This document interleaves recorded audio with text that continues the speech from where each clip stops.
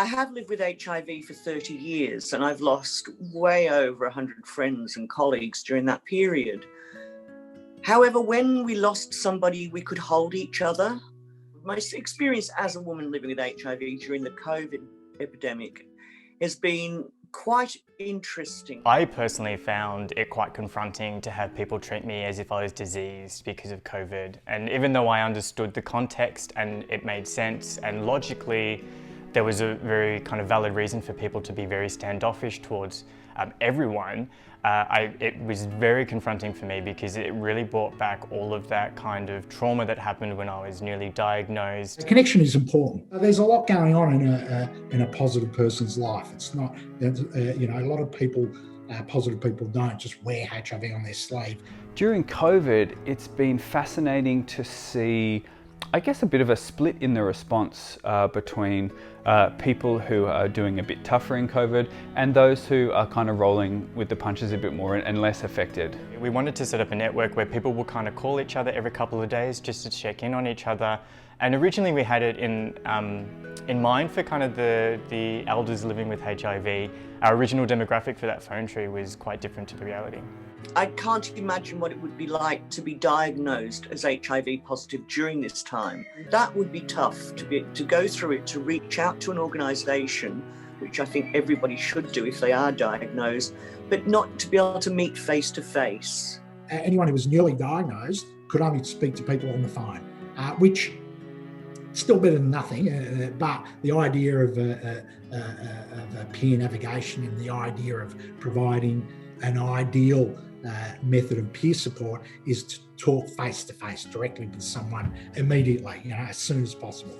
Every person living with HIV has their own journey, but quite often you get similar threads that run through it. And sometimes it's just really nice to sit down with someone who can just go, I know, I get it, and just kind of have that empathy towards you and your situation.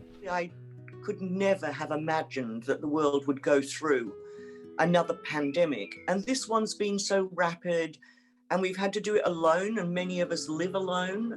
I found it emotionally incredibly challenging, and I think maybe I have resilience because of what I've gone through with HIV. TIM, or the Institute of Many, is Australia's largest now grassroots platform for people living with HIV. We really have been able to chart in real time online engagement and social connection for people living with HIV through the kind of brave new world of U=U and PrEP, and so many things have changed in the last 8 years.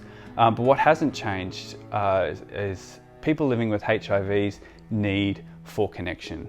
Even now, I'm a little trepid about going out into the world. I'm taking like baby steps. We do experience higher rates of social isolation and loneliness than the general population, and that's when you consider that queer people are already experiencing high levels of isolation and social anxiety. So we really do need to be there to take care of each other.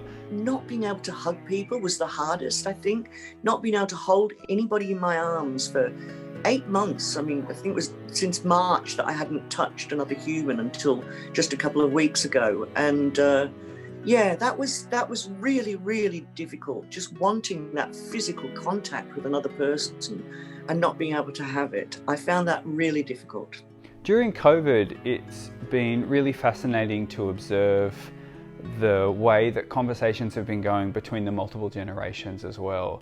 We've had older TIM members who are, survivors of the AIDS crisis here in Australia, acknowledging that the AIDS crisis is not over globally. And that experience there has been really mixed. I think for some of those, community elders, they were feeling very triggered by what was happening. All of a sudden, the entire country is talking about a pandemic again. People are afraid again.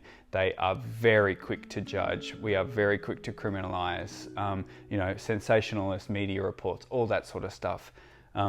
That all felt and sounded very familiar to the people who endured the AIDS crisis in Australia here in the 80s and 90s. On the flip side, some of those survivors used that time and lived through that time, and it made them more resilient. They felt they had the skills to be ready for that kind of mass social panic about a particular pandemic. For those of us who didn't experience that time, this is the first time in our lives that we had experienced this kind of mass panic. I think younger people living with HIV also experienced, triggering levels of anxiety because they know what it's like to be stigmatised and to be criminalised, to be rejected, to have witch hunts going after them in their community. So Gen Next is a youth group for people living with HIV. It's specifically for people under 30, and it's kind of a half-half of like health education and socialising. So every second event that we have